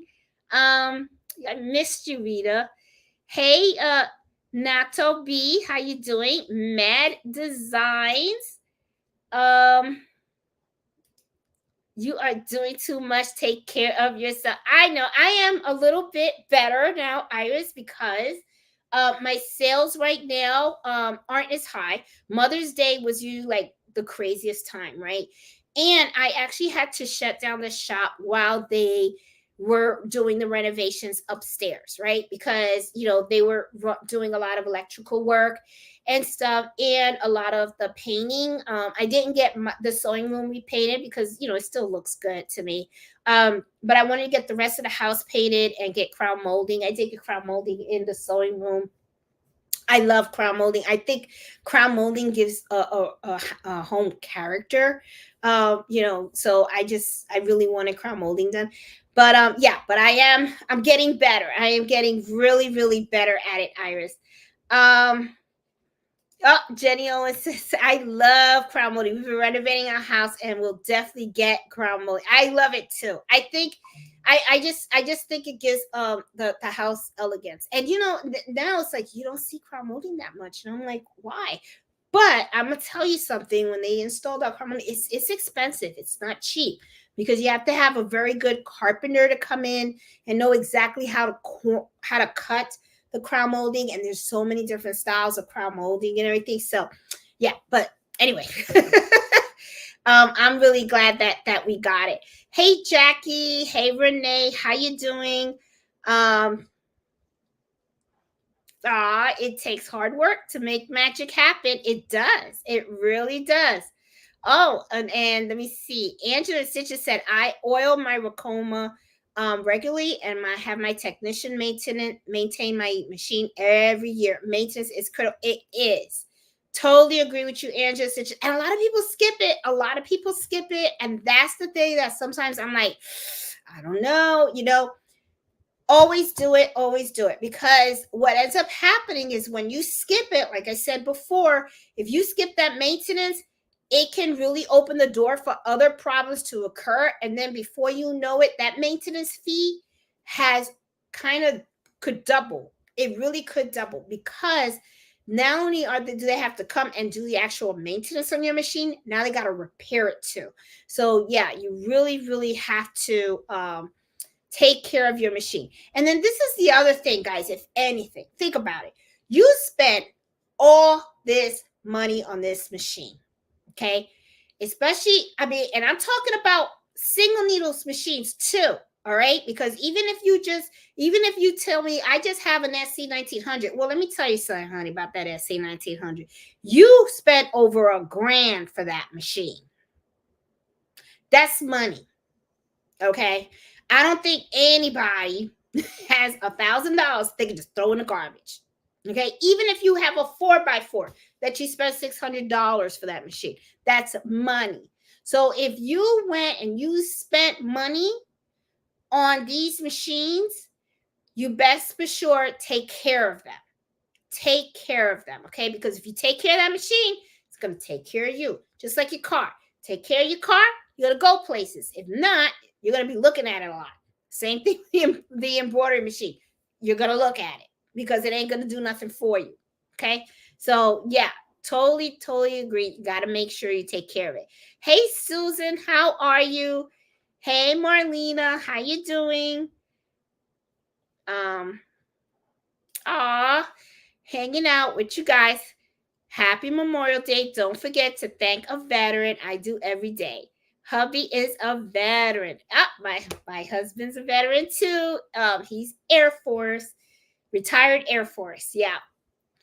And it's really funny too, though, because my husband was telling me the other day, because sometimes what happens is a lot of restaurants, what they'll do is they'll offer veterans a free meal and stuff like that during Memorial Day and also on Veterans Day. Well, there's a restaurant by us, and for Memorial Day, kids eat free. And my husband was like, "What?" He's like, "Kids eat free." He goes, "The kids didn't serve. What about the veteran?" I started cracking up. And I was like, yeah, they kind of messed up on that one. I was like, I don't know about that. But I just thought it was really funny though. Let's see. And then, hey, Miss Max. Actually, I'm not understanding why dealers expect you to bring in these very heavy machines. Regular in-home maintenance should be the norm instead of the opposite. Yes, Miss Max, I totally understand. That is one of the reasons why I always say when you're buying the machine, you have to make sure that you think about not just the cost, but how you're going to support it. Okay. Now, I am pretty fortunate because where I live, oops, I dropped something. Okay, sorry. Where I live, I do have someone that comes to my home, and he, it costs me a pretty penny. And I know that, I have to pay for the travel and all that stuff. I don't have a problem with that. My husband, he's 62 years old. Okay. Retired military, and he's on his second retirement in a couple of months. And I'm not saying that he's a broken up old man. I'm not saying that. But what I'm saying is, he's not a strong. He's not 20, right? He's not 25, right? And and he, I don't want him to hurt his back anymore and stuff like that. And I totally agree with what Miss Max is saying. These machines are heavy, okay? And depending on the brand you get, sometimes they're heavier, okay? And I have 3 multi-needle machines here, okay? So to take down 3 machines, and and I have my sewing machine on the second floor. So to take them down, put them in there, and put them in a car, and take them all away, to then take them back and then put them in. No. So I will find someone that will actually come to the house. So you may have to do some research, Miss Max. I don't know what area you're in. The person that I use, Justin, he will travel between Virginia, Washington, D.C., and Maryland. I think he told me once he went down to North Carolina. I'm not sure. But, and another thing you may want to do also is just call around repair shops and ask them, do they do the house calls and stuff? And you may end up finding someone that does that, that does those type of repairs and everything. Because yeah, I totally agree. It's heavy. It is very, very heavy. And and the only other thing that I could think of, which I know would be super expensive, is to hire movers to come to you and take the machine back and forth between the shop and your home. I actually had to hire a mover for my last embroidery machine when I bought it, because it was just too heavy. And and my husband, his health is not really that great. So, and I didn't want to chance it, even though he was like, well, I think I can do it. I was like, no, because this is the thing. If he falls down those stairs, then there goes the embroidery machine, and I don't want to lose him. I actually like him. I actually am one of those people that I actually like being married to the person that I'm married to. Now, if I didn't like him, then I would be like, sure, give it a shot, and then I would be like, well, okay, he's gone now. But no, I actually like this person. So I love my husband dearly. And no, I want to see me and him be in our 90s together, right? So to me, I just told him absolutely not. We were able to get it from the car into the garage, into the first level. And then I just had a company come in, and it cost me about I think it was like $350. And I'm gonna tell you something, that had to be the most easiest $350 for those people, because all they had to do was go to that sunroom, pick it up, and they brought it up the stairs, and they put it right on top of the what do you call it, the stand. And they put it on the stand, and they were like, that's it. And my husband was like, that's all we need. But no one got hurt. And it, to me, it was money well spent. So I totally agree, Miss Max. I mean, these are very, very, very heavy machines. They really, really are. Hey, Miss Felisa, how you doing? Hey, Giant, baby Giant, how are you? See, I have a great technician. He resets the measurements of my hoop sizes on my machine to fit the mighty hoops. So there's no guesswork. Love it. That's pretty cool. Hey, crafty Puerto Rican, how you doing? Let's see. Kim says she agrees with Miss Max. Too heavy to be hauling it around. Totally agree. Yep. And Ozzy, hey Ozzy, maintenance very important. Oil the machine as required. It'll save you money and headaches. It would. Yes, it would. I'm telling you. Hey Sandra, how are you? How you doing? Oh, I'm happy you were able to get here. And I don't know if you know, Sandra, I got your gift right there. I don't know if you know the little portrait of Mello hanging on my wall and stuff. Yeah. I will always treasure that, what you made for me. Let's see. Hey, Miss Shirley, how are you? How you doing? I hope you had fun in Florida. I saw that you were going to Florida and stuff. Okay, Marlene. Sorry, made the error. Oh, no big deal. Hey, Angela, Danielle, how are you? See, Susan, Miss Max, my hubby does the house calls for his machine clients. Moving a machine can eventually contribute. Yes, it can. And that's another thing too. Yes, Susan. That's another thing too. And because that's one thing that always did worry me is that when you are taking that machine and you put it in your car, you can hit a bump on the road or something like that and you can misalign it. So you got it, that's the one thing that I love about the technician coming in. He is working on it right where it is. So with Justin leaves, that machine didn't move. And I'm good to go. So that's what I love about it. Hiccup. Now I got the hiccups. Isn't this something?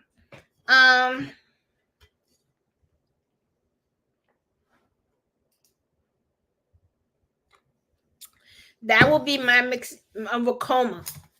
Oh, Marlene, if you do get a Vacoma, reach out to the Crafty Puerto Rican because she does have an affiliated link that would help her a lot. Seriously. So if you guys want a Vacoma, I know you should reach out to the Crafty Puerto Rican because she has a Vacoma and she's affiliated with them, and she will be able to help you guys and answer any type of questions regarding the Vacoma embroidery machine. She loves hers, and you see her do her videos on the Vacoma all the time, and she's really good. And you could always, and I love the way her machine actually embroiders. It does really good and stuff. I know my sister is thinking about getting one. She just has to find the space and stuff. And another thing too, I don't know if it was Susan that mentioned this before or another lady. Someone had mentioned to me about going to a sewing repair school. And she said that she loved going there because now she does her own maintenance on the machine and they teach you exactly how to repair embroidery machines. So I don't know if it's the repair of all brands of embroidery machines, but she said that I think it was about like $3,000, something like that. But you have to go over there, you stay at a hotel and all that stuff. But it was a very intense, it's like you take an embroidery machine all apart and you put it right back together. So she said it was so worth the money. And Susan, I don't know if it was you that mentioned it, but she said it was something definitely to look into. I know that is something that I myself am seriously going to do because I retire in 2 years. So when I retire, that is one of the things on my bucket list that I want to do is I actually want to make that trip, and I want to learn how to fix embroidery machines and all that kind of stuff. So that way, I can, do the maintenance myself, and I won't have to wait for anyone to come and visit and stuff like that. So to me, I think that's a really good investment. So that's something, Miss Max, I don't know if you're willing to do something like that, or maybe look around and see if maybe there's something local to help you learn how to fix the machines yourself. So, just a thought, but I thought it was a really, really good idea. Let's see. How often to do the maintenance? Andrea, sometimes it depends on the machine that you have. Now, the machines that I have is right here. These are, well, I use Brother machines. I actually like the Brother brand. So these are the machines that I have, and they're Brother. I have a 6 needle and a 10 needle. I also have the SC1900, which is a single needle as well. I also own a Juki, but the Juki isn't an embroidery machine. The Juki is just like a quilting machine. So I have my machines maintained on an annual basis, okay, every year. So I always have the gentleman come out and he works on all my machines all at once. The reason why I like to do it all at once is so that way they all get taken care of that same time. It can cost a lot though, because it's a lot of machines. So it's not only that he works on my embroidery machine. I actually have him work on all my sewing machines. So when he comes here, he's working on like, 1, 2, 3, 4, 5, seven machines. He's actually working on 7 machines. So when he's here all day. So, all 7 machines get oiled, vacuumed, maintained, and everything. And so I always do it annually. Annually is the best time. Yep, once a year. And Ozzy says, my beautiful machine is down right now. I had to order a new rotary cook, and it's arriving Tuesday. Yeah, see, the machines do break down, and I don't care what machine you have or what. It's a machine. It's a machine. Okay, it's gonna need oiling. It's gonna need maintenance, and sometimes things gonna happen. Okay, I have had times when my needle thread stopped working. I was taught how to change that myself. And this is another thing too. Sometimes you got to buy spare parts for your machine and everything because a part could go bad. And if you have the spare part handy, you can go ahead and you can change it up. Like I've had to change the screws for that holds the needle. Okay, I've had some of them that got stripped, so I had to take those out and just order some new ones, and that was really simple fix. It was just a screw. So maintaining your machine really, really, really important. I'm really happy with my Racoma 10. I wish I had purchased a 15. It's funny, interesting. My machines have 10. I really don't use more than 10 colors. I do have maybe like 1 or 2 designs that I embroider on a regular basis that probably have like maybe 11 or 12 or 13 colors. But to me, I'm pretty happy with the 10. I'm okay with the 10 and stuff. Hey Danielle, how you doing? How are you? Finally, you didn't fall asleep before 8.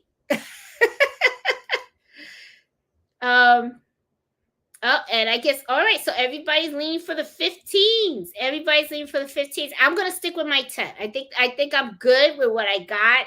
I'm pretty content, so I'm gonna stick with my 10 and stuff.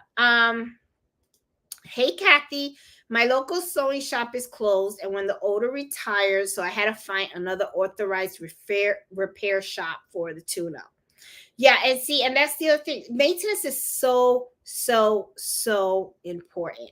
That is a thing. So that's why, a lot of times people say, oh, I'm going to buy this brand or whatever. Whatever brand, I think is fine. I think what it is you just got to make sure you do your research to know what you're getting into. You know what I'm saying? Because there are some companies out there that will send technicians to your home. There are others that they prefer that you go to the shop, but you can find technicians that actually come to your home to actually do the work. And then there are some that they would prefer that you did your own maintenance and they just show you a bunch of videos and stuff like that. Also, you look into the warranty as well. Sometimes they'll say, oh, ours is support for life. Some will say it's the first 5 years you get support. Okay, well then, when what's going to happen when the honeymoon's over, right? So, you're going to give me support for 5 years. After the 5 years, how do I get support? What kind of support am I going to get? How much is the support going to cost me? Because, remember, the honeymoon uh phase is over, right? We're no longer the new couple. Now we're one of those couples that have been married for 60 years. So how are you going to treat me now? You know what I'm saying? So that's why I always tell people, always do your research and stuff. So you want to make sure that you are not surprised as you start owning the machine and then start learning how to do maintenance and all that stuff. You don't want to end up having surprises at the end, especially costly surprises. Sometimes you'll see a lot of people, like, what they do is they end up selling their machines because they just couldn't get the maintenance, or they got fed up with it. And that's the other thing too. Sometimes you got to be careful where you're getting your advice from, because sometimes it could be user error. I've heard some people hate one brand and then love another brand, or and vice versa. And sometimes it's really because they didn't know how to work the machine, or they got a lemon. I mean, you just never know, right? So you just got to be careful with all that. Let's see. Let's see.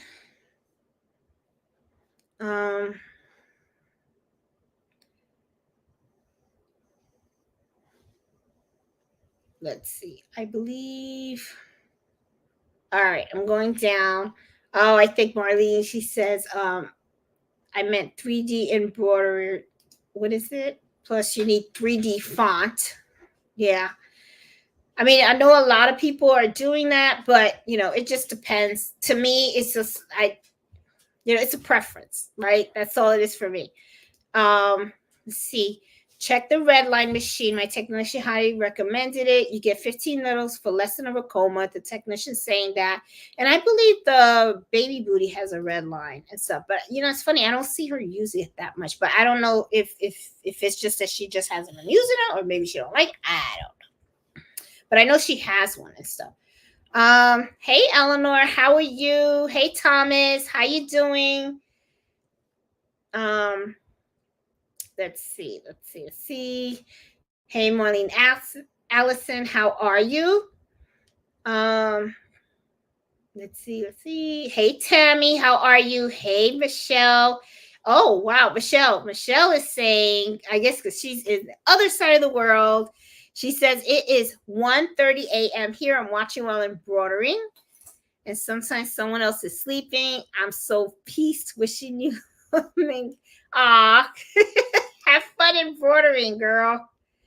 Let's see. Going down, see how you guys are doing. I think we're good. I don't see anyone else. I think I see conversations among the chat, which is cool. Let's see. Looks like Ozzy's saying in the chat he's going to replace his own hook himself, which I think that's great. I think people, I don't, I always tell people, don't be afraid of your machines. Really don't. I hear that all the time. Like, people come out, they buy this machine, right? And then they look at it and they keep it in the box. I'm like, what are you doing? Right, Mello? That's my little old man right there. See, he's over there sleeping. There he is. There's my Mello. There's Mello and stuff. Okay, so let me see. I'm going down here to see what else.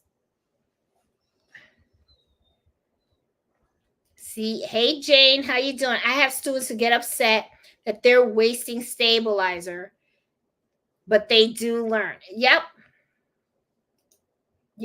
they do. I mean, it's funny. You have to make sure that you're using the right hoop and all that kind of stuff too, because it is it's sometimes what happens too is you have to really think about also how you're going to tackle the project that you have, but also how can you minimize the waste, right?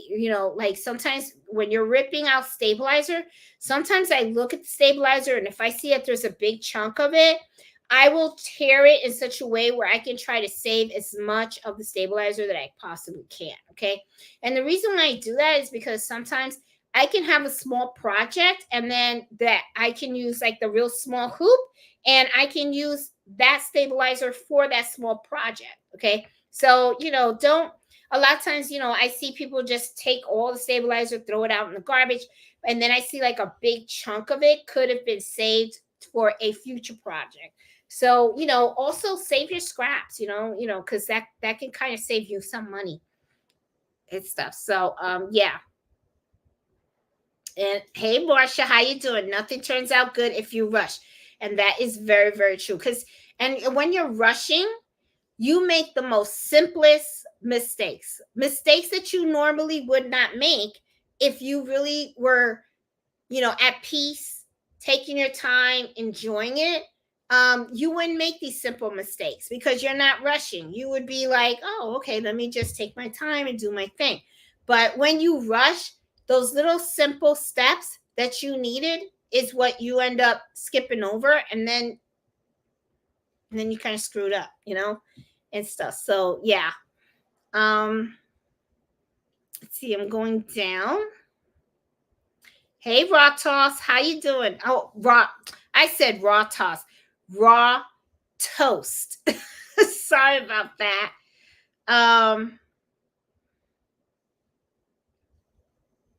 Let's see. I see this conversations among the cells.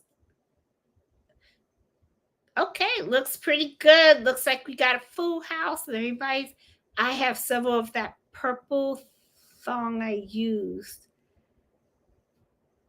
Oh, I know what she's talking about. She's talking about this. Okay, I showed this to you guys the last happy hour and stuff. This is something that you put around when you're using temporary adhesive, right? I got this from the dollar store, by the way, which shouldn't really be a dollar store anymore because I saw that prices went up. Should be a $1.25 store. Okay, let's be real. Okay, so put this around your hoop and then you use your temporary spray adhesive. That way you spray it on the stabilizer and then you can remove this and it will help your hoop from being dirty. So I love this. Okay. The only problem I have with this is that Mello thinks it's a toy. So I have to somehow always store it kind of high because if not, when I go look for it, I can't find it, and then it's with him. And I don't like him playing with it because when I do spray, there's adhesive on that, and dogs like to chew, and I don't want him eating all that stuff. So but yeah, he can be sneaky. He's a little sneaky dog and stuff. Hey Pamela, how you doing? Hey Renette, how are you? You are so welcome. Hey Emma, how are you? Hey Pearl. Aw, thank you so much for the valuable information, taking the time to share it all. Anytime.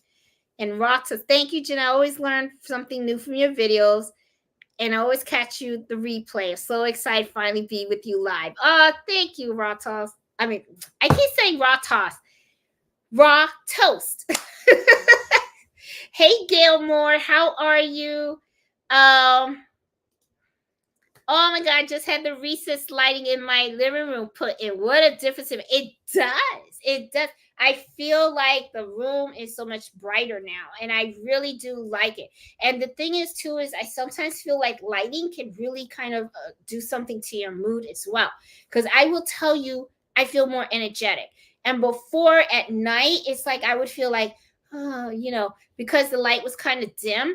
But now that I feel like the room is more lighter, it really does uplift your mood a little bit. So as you guys can kind of see, I'm a little more energetic. But I think I'm a little more energetic also is because my orders right now, it's not that I don't have orders. I do have orders, but I don't have like rush orders and I don't have like a whole like bunch of them, right? I can just take my time and enjoy. Like right now, I'm working on I was working on a golf bag and I embroidered that. I wanted to do a video on it, but the thing is, the golf bag, I was embroidering the child's full name on it. So I didn't want to put that in there. So I just said that's okay. I mean, I have lots of videos of how I hooped other bags anyway. But this is the next order that I have to work on. And this is really going to be really simple because I think I already know the fix now. So I'll be working on this tomorrow. And hopefully that the next time I stitch that out, it'll come out really, really good. And then it would be transferring it on the two sweatshirts that the customer has. And then I'm good to go. And then I know also that this is a logo that she seems to really like. Because I mean, and I don't blame her. It's a beautiful logo. I can see her putting that on a lot of items. So that's why I really want to get it perfected, so that if she decides to put it on bags, or I know her husband was interested in putting it on like a folding chair. Now the folding chair that they use, I will not be able to embroider directly on it. However, though, I'm thinking I can create this into a patch. I also do have an order of patches that I have to make.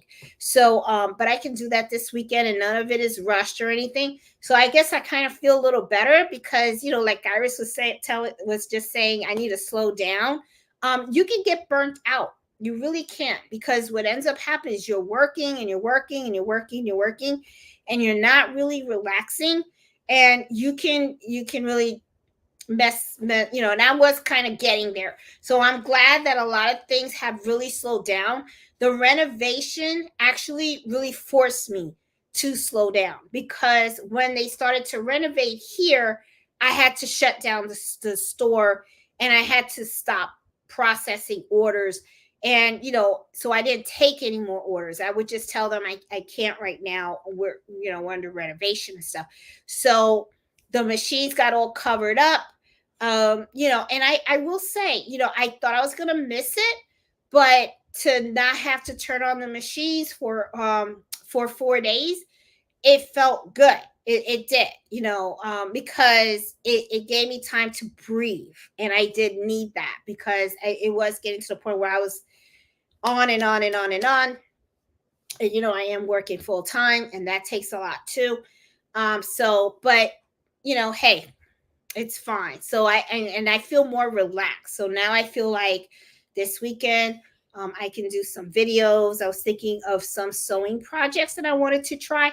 So I think I'm probably going to do the videos on that. I have a list of videos that I actually want to do, that I want to show you guys, because I don't just want to do embroidery. I want to show you guys other sewing projects and stuff like that too.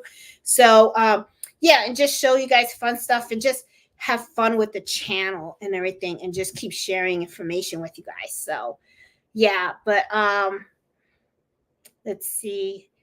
Going down, I'm trying to see if I see anything. Let's see. Hey Nana, how you doing? Hope everything's fine. Hey Becky, how are you? How you doing? See, I'm going down. Hey Jacqueline, how are you? Jacqueline saying her dream machine is the Luminaire, and Marsha's like, I love mine. Oh, you're welcome, Crafty Puerto Rican. Let's see. Iron Neal, he says, I hate when the test stitch comes out excellent, and when you stitch on the garment, I'm just like, what just happened? That happens to me too. Sometimes, Ivan O'Neill, sometimes this is one thing that I found out when test stitching designs. It's best to try to test stitch it on the fabric, the same type of fabric that you're actually going to embroider on. That's some mistakes that I have made in the past. Okay. Because like, I'll give you an example. Sometimes I will take a piece of fabric that's just plain cotton, right? There's no stretch to that fabric at all. Okay. And then I go and I stitch it on a shirt, and then it doesn't stitch the same. Like, and let me give you another example. Here, this is this right here. This fabric has absolutely no stretch in it, none. It's just straight cotton. Okay. When you look at this fabric, this has stretch. I don't know if I can show you the stretch. Hold on. I don't know if you guys will see it, but see, there's a stretch in there. See how I can pull it and stuff? Because this is like for clothes. See, this stretches a little bit because it's like for clothes, right? So when I tested here, this has no stretch at all. Okay, because this is just plain. So that's one thing that I recommend you try to use the same fabric if you can. Okay. And usually what I'll do is I'll go to like Joann's and I'll buy like a yard. All you need is like a yard, and a yard should last you a long time, of stretchable fabric, because that way when somebody comes with like a polo shirt or a sweatshirt or something like that, the texture is a little bit closer to that type of fabric, right? Because there is stretch to it. And then you can test stitch on that, and then that way you're close to it. Okay. That's the only thing that I could kind of like recommend that you do. If you're not testing because you're going to put it on anything, you just want to test the design and make sure that it's it does right. The other thing too that I've noticed, just to give you an idea of some of the mistakes that I've made in testing designs, is the adjustment of the size. Okay, sometimes I find that a design can get distorted if I adjust the size. Okay, you got to be careful with some of the designs, especially those that are sketched. Okay, the designs that I buy that are like $1.25 or $2, the real cheap ones, it's like they're designed, but only for that particular size. Once you adjust it even just a little bit, it's like it distorts the stitches.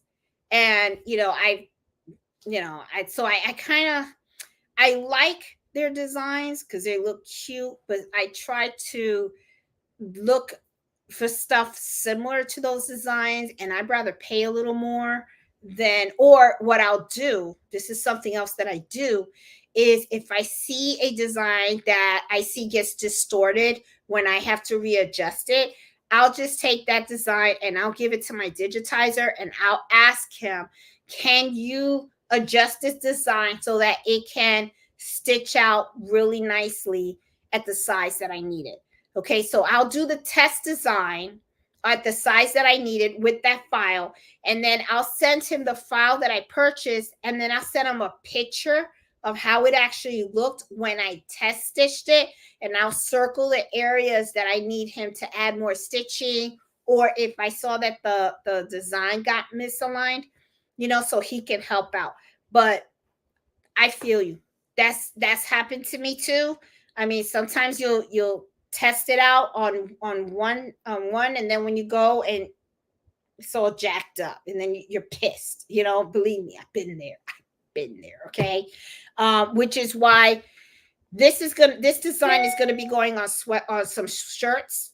So I am going to finalize the design on regular cotton, but after that, I am going to test stitch it again on stretchy fabric because it's going on clothes. So I need to make sure that when it stitches out nicely on the type of fabric that I'm going to be using it. So, but thanks for mentioning that, because you are correct. That happens. That does happen. Sometimes you test it and it's great, and then when you put it on a product or something, because something changed, size or maybe the texture of the fabric or so, then you end up with a jacked up job, because it's happened to me. It really has. So, but thank you so much for putting that out there and stuff. And Diane is saying, she says all her 4x6 piece stabilizers, sometimes you need to put a extra piece with dense designs. Yes. And that's a great way to save money too. That it really is. And she does it for key fobs and other in the hoop projects. Yep. Yes, thank you. I see a lot of people say hit that like button. Seriously, guys, hit the like button. And if you're not subscribed to the channel, because I do notice I look at the analytics of my channel a lot, and I notice a lot of people do watch it, but they just won't subscribe. It doesn't cost you anything to subscribe, okay? So it's free. So please do subscribe because that does help the channel a lot. And if you hit the like button, that also helps the channel a lot as well, because what it does is it kind of, the acronym, I don't know if I'm saying that word right.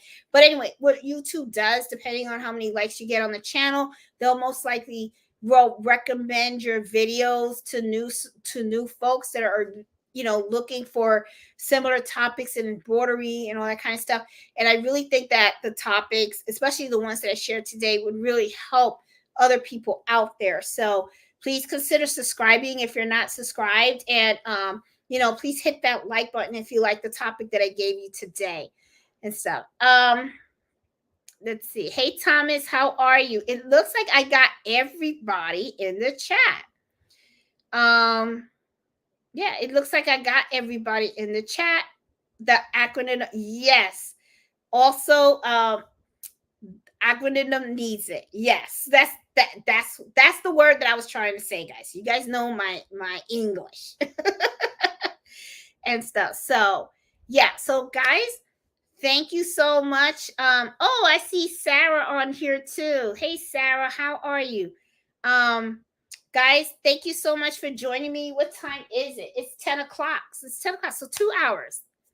That's okay, 2 hours and stuff. So we got through all 15 of things that I considered bad habits.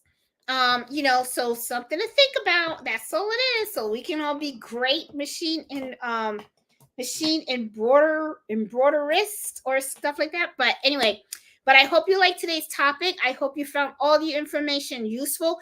As always, that is exactly what I aim for every Friday.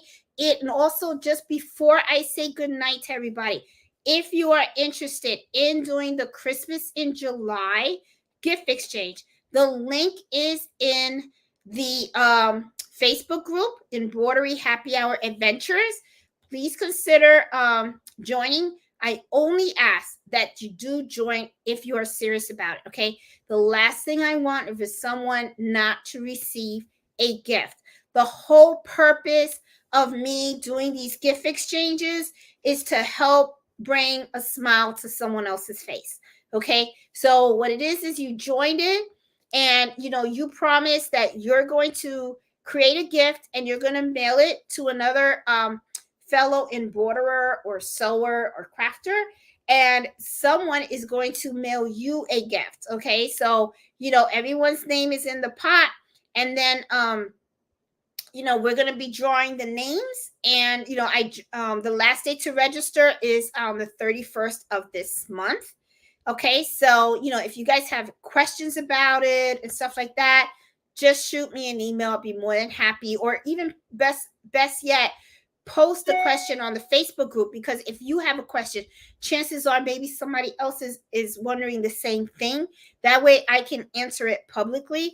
And if you guys even have a topic that you would like for me to explore for one of these embroidery happy hours, please just let me know. Just reach out. I mean, I have no problem doing the research, so we can all learn together and and do things together. So because this whole channel, the reason why I created it was really to just share information with everybody so that we can help people that that have been embroidering for a long time, and even help people that want to get into it. Okay, so I will talk to you guys later. You guys enjoy your Memorial Day weekend.